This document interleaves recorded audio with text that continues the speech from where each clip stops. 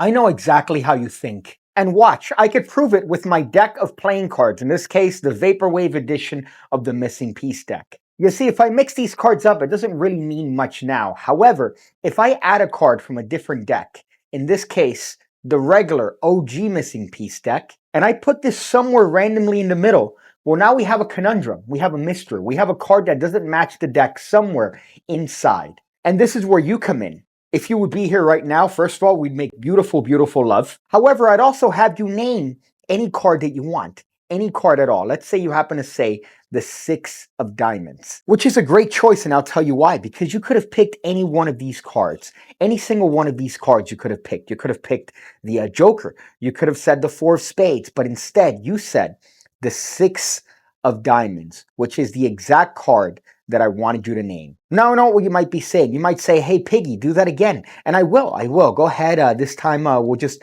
call stop here randomly on a card. In this case, the Queen of Spades. Well, it seems like you failed. You picked the card that didn't really match. Or did you? Because if we look at the rest of the cards, see, they now match the original card, thus proving that you have no idea what's going on. That's a fun one, ain't it? It's a Chicago opener with a little bit of a color-changing deck sprinkled in. Now, of course, I implore you to check out the PigCake Magic Academy, the home of over 1,500, I believe 1,600 videos at this point, going over everything that you might need in order to become a better magician. Card stuff, coin stuff, it's all there. And also mentalism if you join the Mentalism Academy. It's how I make my living, so I highly suggest for you to check it out and, well, just make yourself better. That or check out my brand new projects with Peter Turner, Open Prediction, and Worlds Apart. You could find those linked below. A lot of great ideas for Out of This World as well as Open Prediction. You're definitely going to find something in there that you're going to use. Now the setup for this trick is very easy. We just need one off-colored card and the rest of a deck that matches. This does work best on a table for reasons we're going to explain in a little bit, but this is all the setup that you have to do. Now, this is, of course, the secret Vaporwave edition of the Missing Piece deck, which never came out, because I made a grand total of negative $400 on this campaign. But that's fine. I'm not here to bitch and moan. Another little thing you should do is take a card from the deck and put it inside of your pocket separate from the deck. And now we're going to address the audience. In this case, we're going to mention to them that we're going to do a little bit of an experiment. Now, I'm not going to outright tell them about the color of the cards like I did for you guys. I only did that because you guys are low IQ. However, let them see that as you mix the cards, what they're seeing is one color deck. In this case, all I'm doing is that I'm just cutting the cards and flashing the back. Really, it's the same card. At any point in time, I could just coalesce the cards like this. I like to spread coal the cards until I get to my little off-colored card. Spread coal it as I spread through the cards. And now when I square up the cards, again, they see this color back.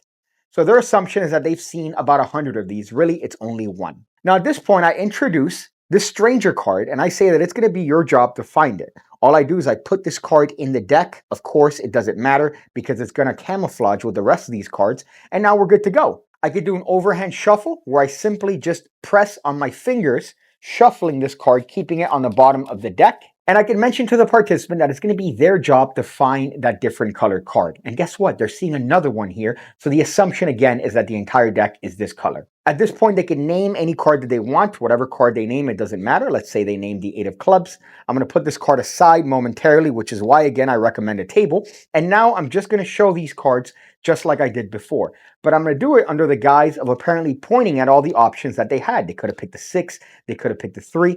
And I'm going to do the exact same thing as before. Spread coaling that card, bringing it to the top of the deck, and turning the deck over. Now I could bring attention to this card and show it to them one last time, and now reveal the back. So you have an effect. They managed to find a stranger card in this deck. Really, the secret is that they're all stranger cards, so it wouldn't have mattered what card they would have named.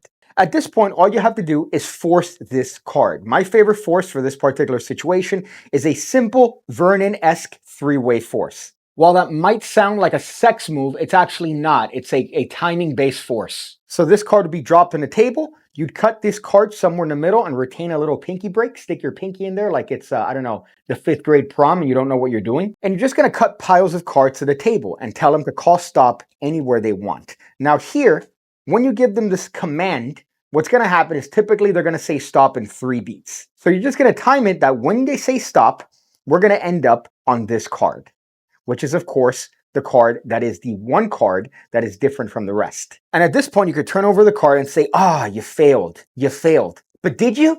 Did you really fail? And you can now turn over these cards, on the table and show them all to be from a different deck. So from the first deck that they assumed that different card came from. And now essentially you end clean because you could put this card away and now you have an ordinary deck that you could use and continue off with your virginity. Now, if you don't have a table, you could just do any force that you want that forces that card. You could do a classic force if that's your fancy. You could do a riffle force. You could do a dribble force.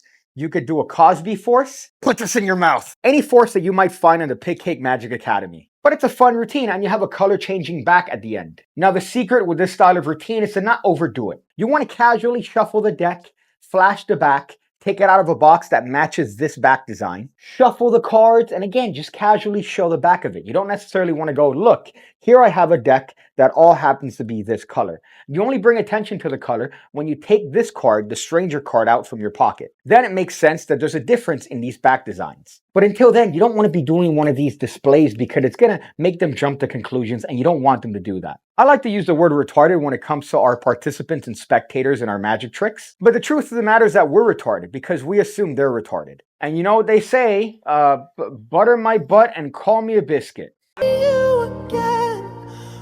I see you again, when I see you again, when I see you again, when I see you again, when I see you again, when I see you again, when I see